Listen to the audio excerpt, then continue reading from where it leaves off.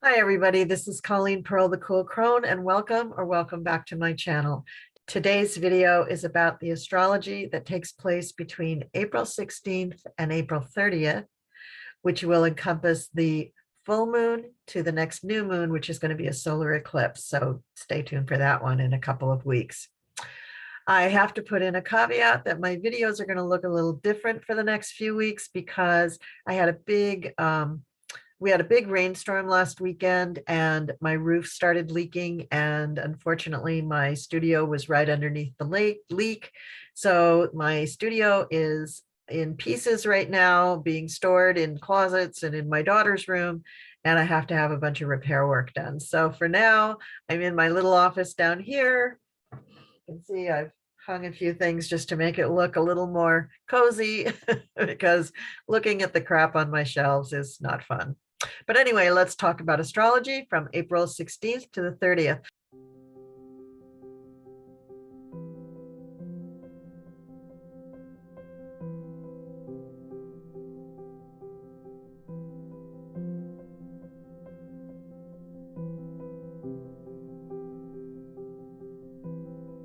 I have to give a shout out to the Astrology Podcast by Chris Brennan.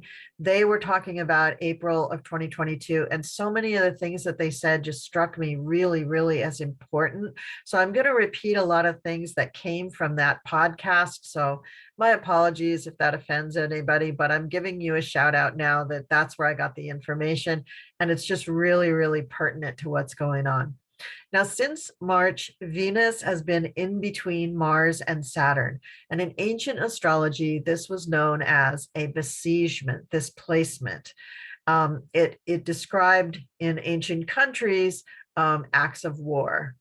So in the news in early March today, they were talking about cities in Ukraine being besieged. So the astrology is very, very pertinent and on point for what's going on today in Europe.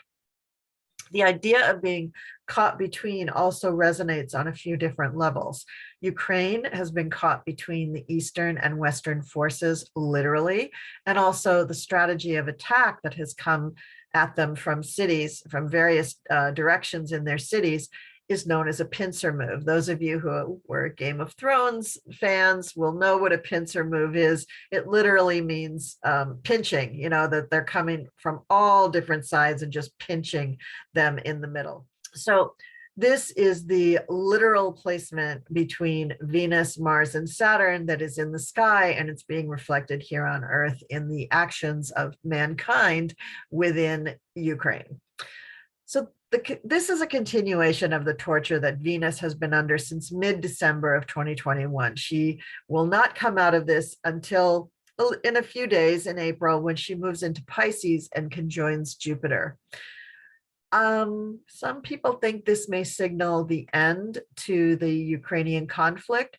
I think that it won't be a total end, but I do think it's going to be a major shift. And I'm going to say that after the full moon, right around April 18th, is when this major shift is going to happen. Will this signal the end of the Ukrainian conflict? Well, maybe. I think that the date of April 18th is going to be very significant. I think we're going to see a major shift at that time. And Venus and Jupiter will be involved with that major shift, and they both speak to peace talks, to negotiations, to people trying to smooth things out and negotiate and mediate. But there are lots of factors to consider. And one planet moving into a more harmonious place does not necessarily equal the end of a war. Now, a lot of the things that are going on right now have to do with Saturn. A lot of the players in this chess match have to do with Saturn returns. So we're going to talk a little bit about the themes of Saturn returns that have come about right now. The country of Ukraine declared their independence from the Soviet Federation, or from the Russian Federation rather, and became an independent state in 1991. So that's a little over 30 years ago. So Ukraine itself is going through a Saturn return. Actually, at the time of that infamous phone call with Donald Trump was the height of their Saturn return. So the Saturn return for them as a country is seeing a challenge to their claim of independence from Russia and a review from the reasons that they broke away from the Russian Federation in the first place. Now, Russia is also having a Saturn return. They also constructed their current federation, their current government in 1991. Now, usually a Saturn return is about 29 and a half years, but we can go for 30 years at this point, 31. So 1991, this is actually going on 31 years, but I think you can still say that it's the auspices of the Saturn return, which is what the people in the astrology podcast were saying too. So the Saturn return for Russia is also being brought up. So Russia is looking back at what they did 30 years ago and saying, well, maybe we need to claw back all the lands of the mother country. Maybe we were too hasty to allow things to be broken up, and we need to now get back the lands after all these people speak our language, etc. So when Russia became the federation, and actually when Ukraine became a country as well, Saturn was in Aquarius. And so there's a challenge to the premise of government in general. Aquarius is more about freedom. Capricorn is about government. And so they were coming to the end of their government, their old governments, when Saturn was in Capricorn. And as Saturn went into Aquarius, they begat new governments, new structures for it. Saturn is structure. So Russia is also facing a challenge to its own premise for government and its own union and its idea of what it is as the mother country and what it means to have lost some of the lands that broke away when the Russian Federation was actually formed. These are all Saturn return themes for both of these countries. Both of these countries are feeling a lot of pressure due to Saturn. So another entity that is experiencing a Saturn return is what we call the World Wide Web. Now, the internet itself is older, right? And we've already talked about the internet, but in 1991, the internet really became known as the World Wide Web. And that began a whole different act of the internet, where social media and things that pertained to social things started to be promoted on the World Wide Web. And you got to admit, this would be a completely different war without the internet. When you think about, say, the Gulf War, which was 30 years ago, that war was televised, right? Everything about it was completely televised. Now, today, we're not seeing as much action televised. We're seeing the results of war acts televised, but we are seeing the result of use of social media platforms, the use of cameras in phones, which then broadcast over the internet. We're seeing a lot of results of our globalization of the world through the internet happening through this war. Now, we're not only seeing a war of public opinion along with the internet, social media parts of the war, but for both sides of the war, there's a very real fear of cyber attack, because Russia has the ability to shut down utilities, but other countries have the ability to shut down things in Russia as well. Ukraine is known for having a lot of fantastic programmers and hackers. So is Russia. The United States is in fear of cyber attack from Russia.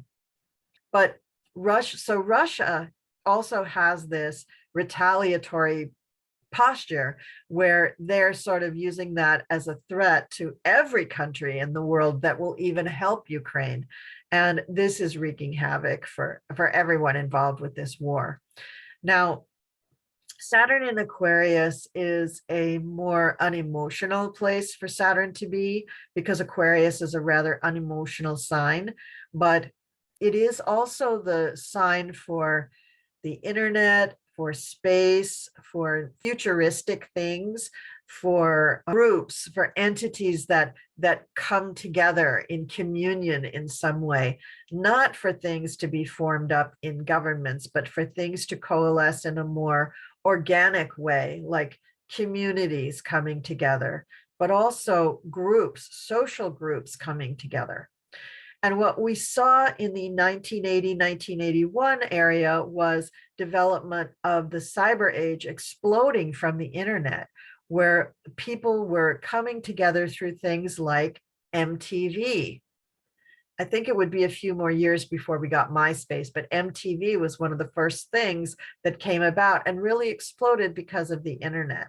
So globalization has been drawing us together for the last 40 years, and now we're seeing a downside to it. At first, it just seemed like, great, everybody can talk to each other over the internet, but clearly there was undue influence wielded by many social media platforms, and now we realize that this can be bad. Just like cigarettes can be bad, social media can be bad. Things like supply chain issues have been stretched to the limit even before the COVID crisis, and I think this is because of the internet, because you have people who will exploit pricing to gain an unfair advantage, and companies that are maybe not so agile over the internet are losing out on those, and that's gumming up the supply chain too. So back to Europe. Now, events in Eastern Europe may herald a period of deglobalization and a breakdown of what had been traditionally very reliable global trade networks. You got to admit that things do need to change. And with Saturn in Aquarius, things will change. So simple but staple items like wheat may become very scarce due to Russia being shut out from global trade alliances. Russia is the #1 wheat exporter in the world. Ukraine is #5. So you better believe that, bread and pasta are going to be a little harder to make and to get by next year. Another Saturn return theme that's being visited in this country has to do with our Supreme Court, which raised Clarence Thomas to the bench in 1991. Now he is having moments where he has had to be absent from the bench due to illness and possibly even controversy. When Clarence Thomas was brought to the bench, his hearings were extremely controversial due to the claims by Anita Hill, in which she claimed that he had sexually harassed her over a period of several years while she worked under him. Now the shoe's on the other foot. Clarence Thomas's wife is bringing controversy to their dinner table vis-a-vis her involvement with planning of the January 6th uprising. So very, very interesting that the shoe is kind of on the other foot, or kind of on Clarence Thomas's other foot 30 years later, when his tenure at the Supreme Court is actually having a Saturn return. Very interesting note there. Also, that while Clarence Thomas was brought up in 1991, now 30 years later, we have Ketanji Brown Jackson, who's going to be brought up to the court soon. And she is sort of the antithesis of Clarence Thomas. I'll just leave it at that. All right, well, we do have some major planetary changes coming up in this period. On the 16th, we have our full moon in Libra. And then on the 19th, the sun moves out of Aries and into Taurus. Pluto will retrograde on April 29th in Capricorn at 28 degrees. Mercury will enter Gemini on April 29th.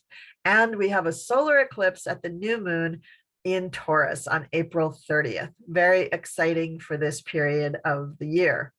On April 18th is what I think is a very significant aspect. The sun will square Pluto, and this is going to create people who are acting in a very stubborn way. They don't want to talk. They just want to make decisions and stick to their decisions. Pluto very often can affect the military, and the sun also can affect the military.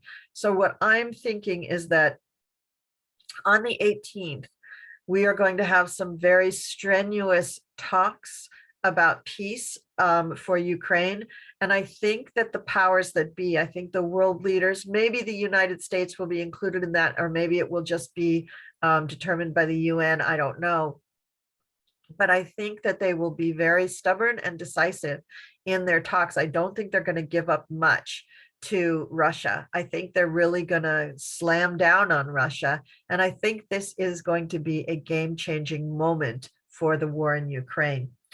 This on the 18th, there are a lot of really good aspects coming from Mercury sextiling Venus, Mercury conjuncting Uranus, Venus sextiling Uranus.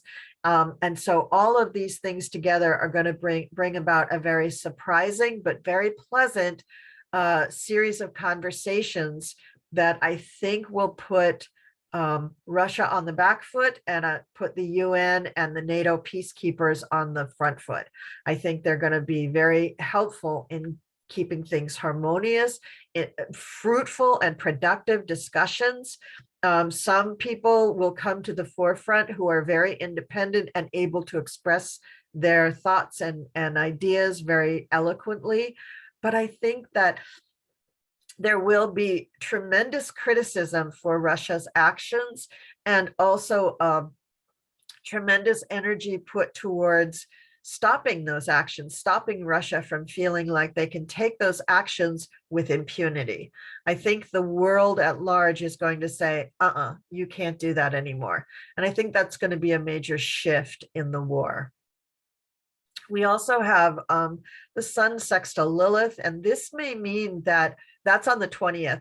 This may mean that items that had been hidden or things that Russia really is ashamed of or is really not proud of are going to come to light. Now, this could be a moment when possibly Putin is made aware and acknowledges that things are not going well. Now, I can't see him really coming like into a international meeting and admitting that he was uninformed or that they did the wrong thing or whatever. He's always going to say that they did do the right thing, but behind the scenes you can be sure that he is going to be made aware at that point. And I think at that moment, if he understands that he is not in a position of strength, I think that's the moment of his exit being crafted by those around him. Because in Russia, if you are the leader that loses a war, they take you out. Not literally like kill you, but they take you, they remove you from power. And I don't know who they are in Russia, but that's been their pattern throughout history. They don't like people who lose wars. On the 21st, we have Saturn squaring the node, and this will make everybody just kind of cognizant of what their life path is about and what the challenges are to them accomplishing their goals in their life. For some, they may feel kind of hopeless and pessimistic about their accomplishments. And again, we're going to have this reflective of the people who are involved with the war in Ukraine. So some people who have not made as much progress as they want to may feel pessimistic. Others may be a little bit in denial, depending on how Neptune influences them. And so, but people are going to be looking at, what are they really meant to be doing right now? Then we're on the 24th, we're going to have Mercury conjunct the nodes. That's going to buoy things up and put things on a little bit lighter foot. But still, people will be looking at their goals, their mission in life, and maybe making some changes and also setting some more reasonable goals for themselves. Mercury will square Saturn on the 24th, and this will lend to very serious talks. So what I see is the 18th, they have the big shift. And then by the 24th, that's when some different kinds of discussions start taking place. Discussions about maybe removing some forces from the Ukraine, maybe opening up whatever. I've heard that there are actual concentration camps that Russia has been putting Ukrainian people into, maybe opening up those camps and retrieving those people on a humanitarian basis. Maybe NATO or the UN would be involved with that. But I think that very concrete steps will be taken to preserve life and to preserve a humanitarian goal. There's a couple of other really nice aspects that happened before the eclipse. Venus sextile the node on the 26th and Mercury sextile Jupiter. This is going to put people in a good mood. They're going to feel like really things are possible. They're going to feel pretty and graceful and sexy and affectionate, and they're going to want to partner up. But they're also going to appreciate beauty and art. The Mercury sextile Jupiter aspect is going to bring optimism, kindness, openness, great conversations, lots of philosophical waxing here. And people will be satisfying their desire to have mentally stimulating conversations because they may or may not have the money to do what they really want to do, which is probably to travel around the world at this point. But it's a short-lived aspect, so the urge will fade. Now, on the 27th, Venus will conjunct Neptune, and this is the end of Venus's torture. This is when Venus can really come into allowing us to feel a sense of romance and to envision our ideal partner and to idealize our partner. So these are the characteristics that are responsible sometimes for disappointments in relationships, but sometimes for a great romantic moment. Also, fantasy is going to be very high on the list. So you're going to see artworks that are created that are really fantasy driven. Lots of fashion, art, photography with very, very high goals, high arts, high, haute couture, etc. The transcendence, mysticism, and sexual magic will be abundant. Everybody's going to want to be gathering together in a more where the Mars and Venus conjunction had people coming together literally to couple and hopefully to make babies, but that sexual attraction between them would have been very, very strong.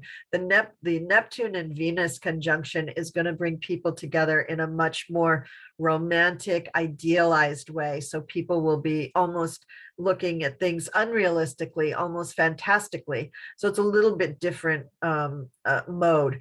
This is the period of time when people are going to be making predictions about the war in Ukraine that are wildly inaccurate. None of them will come true because of the Neptune influence. They're all fantasy and they're all just what we want to have happen, but it probably won't happen. So I'm not saying that the war is going to end in April. I'm saying that there's going to be a big shift and that the focus on Russia paying a price is going to really start to come into focus, really start to come into, this is a concrete way that we can make Russia, bring them to heel. Mercury will trine Pluto on the 28th, right before Pluto goes retrograde. So we will have a moment of clarity while everyone is very clear about their opinions. And a lot of people's focus will be abroad. So the war in Ukraine will be a lot of their focus. So you're going to have a lot of people, making calculations and saying that all these things are going to happen, and they probably won't actually happen, but that's okay. Mercury is allowing people's imaginations to really spin and go off in very positive directions. On the 29th, when Mercury enters Gemini, we're going to have a shift of thinking. That's when people are going to start thinking quicker and things will speed up. You got to remember, if Mercury's in Taurus, all the talking, all the things is a bit pedantic. It's a bit slow, right? It's not up to the usual mercurial speed that we want to see. Once it goes into Gemini, the sign that it rules, it's much, much faster. And we're going to be seeing decisions made faster. We may even see some court decisions coming down a little faster, right as that new moon solar eclipse is about to happen. And then, of course, we do have the solar eclipse, and I'll be doing a whole video about that.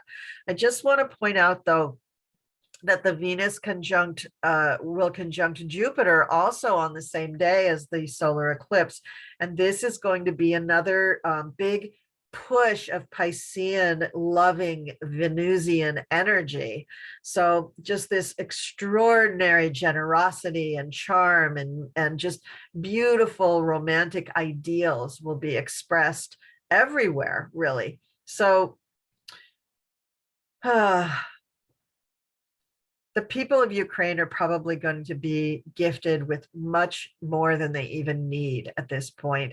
And the refugees will be taken care of probably really, really well, probably beyond what standards they were hoping for. So I think all in all, this period of time between the full moon and the new moon is going to be quite good for the people of Ukraine. I mean, yes, they're still going to be at war, and the men and women fighting still in Ukraine or hunkered down in Ukraine. It's still an awful experience for them. But on the outside with the people trying to negotiate this and change the face of the war, there will be a significant shift, I think, right after the full moon, right around the 18th, and then coming up to the 24th. That week in there, I think, is going to be really critical for negotiations, mediations, changes, possibly even pulling people out for humanitarian reasons, the UN getting involved, the NATO peacekeepers getting involved. I think there's going to be a lot more action to help save human lives. And I think that's all to the good for the Ukrainian people. So that's what I have for this video, guys. Thank you so much for tolerating my very drastic change of mode, just sitting there talking. No PowerPoints, no visuals, no nothing, just me. I hope you enjoyed this. Thank you for liking, sharing, and subscribing. Thank you so much to all my new subscribers. Welcome. I hope you really enjoy my content. And yeah, I don't know what else to say. Just thank you so much from the bottom of my heart, and I'll see you next time.